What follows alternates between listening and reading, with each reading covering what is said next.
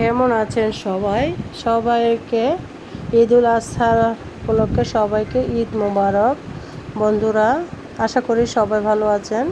বিসমিল্লাহির রহমানির রহিম। আসসালামু আলাইকুম। বন্ধুরা কেমন আছেন? আলহামদুলিল্লাহ আমিও অনেক ভালো আছি। আর আপনাদের কুরবানি কেমন কাটছে অবশ্যই বলে যাবেন। দেশ ও দেশের বাইরে আমার যে বন্ধুরা ভিডিওটা দেখতেছো সবাইকে অসংখ্য অসংখ্য ধন্যবাদ, অনেক অনেক ভালোবাসা। আজকে আমি একটা মাংসের রেসিপি নিয়ে আসছি।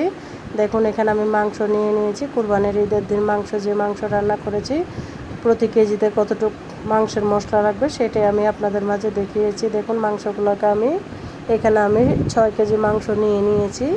মাংসগুলোকে আমি ভালো মতো কুটে নিয়েছি, পরিষ্কার করে নিচ্ছি। ভালো মতোই ধুয়ে নিতে হবে পরিষ্কার করে। আমি এবার ধোয়ার মধ্যে চলে গেছি। অবশ্যই ফ্রেশ মাংস, 3বার ধুলে হয়ে যাবে, একদম ফ্রেশ।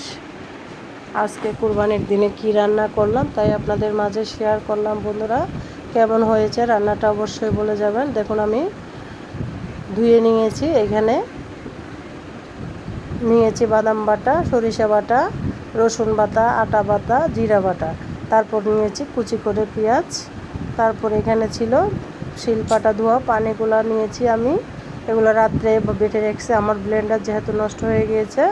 তারপর এখানে আমি একটা মশলা দিয়ে দিচ্ছি। আমি বাদাম বাটা দিয়ে দিয়েছি 5 কেজি মাংসের জন্য 3 চামচ, আদা বাটা দিয়ে দিয়েছি 4 চামচ, রসুন বাটা দিয়ে দিয়েছি 6 চামচের মতো। তারপর এখানে সরিষা বাটা দিয়েছি 2 চামচ। আমি আমার মেজারমেন্ট মতো দিয়ে দিয়েছি, আপনারা কম বেশি দিতে পারেন আপনাদের মাংস অনুযায়ী।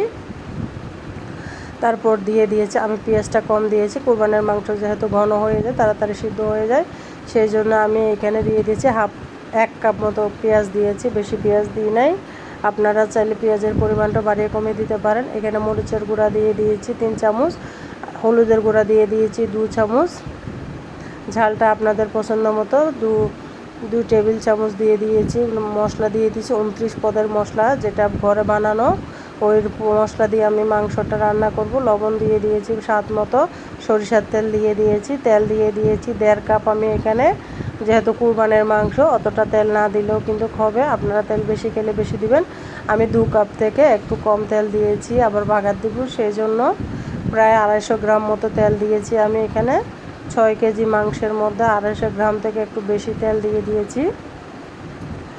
এবার আমি মাংসগুলোতে সব মশলাগুলো দিয়ে দিয়েছি। এবার মাংসগুলো ভালো মতো মেখে নিতে হবে, একদম হাতে ভালো মতো মেখে নেবেন। হাতে মাখা মাংসের মজাই আলাদা।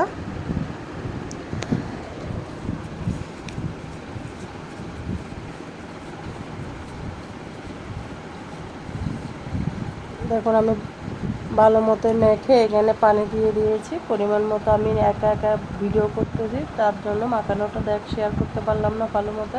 অবশ্যই ভালো মতো হাত দিয়ে মাখিয়ে নেবেন। একদম আমি ভালো করে মেখে নিয়েছি সব মশলা দিয়ে।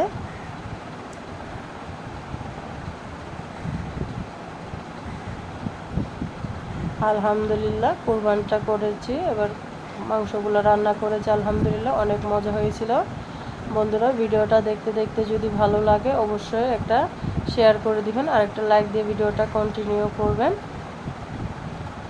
দুর্দান্ত স্বাদের এই রেসিপিটা আপনারা অবশ্যই বাসায় ট্রাই করবেন। আমি যেভাবে দেখাচ্ছি সেভাবে যে কোনো গরুর মাংস রান্না করতে পারেন। বিশেষ করে গরুর মাংসটা বেশি এইভাবে হাতে মেখে রান্না করলে বেশি মজা হয়। দেখুন, ধোয়ার জন্য দেখা যাচ্ছে না আগুনের তাপে ধোয়াতে মাংসগুলো আমার প্রায় হয়ে আসছে পুরাটা। আর না, অন্যগুলো আর ভিডিওটা বেশি লং করলাম না, কোরবানির দিনের ভিডিও শর্টকাটের মধ্যে দিয়েছি। বন্ধুরা,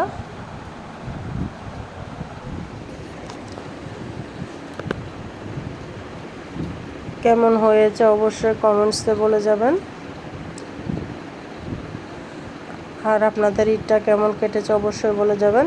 আমি এখানে বাগার দেবো, বাগার দেওয়ার জন্য বেশ কিছু পেঁয়াজ নিয়ে নিয়েছি, আর 4-5 কোষ রসুন নিয়ে নিয়েছি, আর 3 চামচ তেল দিয়ে দিয়েছি। এগুলো দিয়ে আমি রসুন ব্রাউন কালার হওয়া পর্যন্ত অপেক্ষা করব।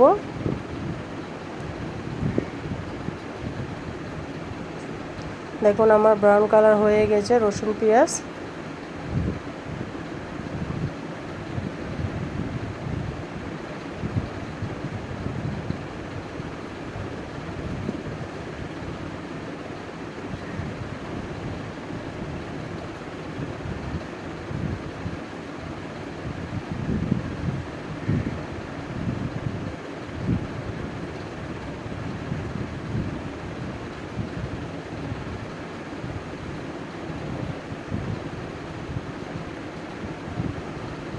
এখানে আমার হাতে বানানো গরম মশলা দিয়ে দিয়েছি। আমি সকালবেলা গরম মশলা বানিয়েছি, ওই মশলাটা দিয়ে দিয়েছি। আমার মাংসটা একদম পারফেক্টভাবে রেডি হয়ে গেছে। একটু ঝুলঝুল করে রান্না করছি, যেহেতু রুটি পরোটা দিয়ে খাবে ঈদের দিন সকালবেলা, সেই জন্য একটু ঝুলঝুল করেই রান্না করেছি। বন্ধুরা, আপনারা বাসায় এভাবে ট্রাই করবেন।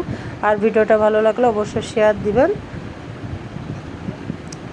দেখুন কেমন হয়েছে কালারটা, আলহামদুলিল্লাহ মাশাআল্লাহ অনেক মজা হয়েছিল। সবাই খেয়ে অনেক প্রশংসা করেছিল। আপনারা অবশ্যই এভাবে ট্রাই করবেন। ভিডিওটা আজকের মতো এই পর্যন্ত। সবাই ভালো থাকবেন, সুস্থ থাকবেন, আমার জন্য দোয়া করবেন, আমার পরিবারের জন্য দোয়া করবেন। আসসালামু আলাইকুম রহমতুল্লাহি ওয়া বারাকাতুহু। আল্লাহ হাফেজ।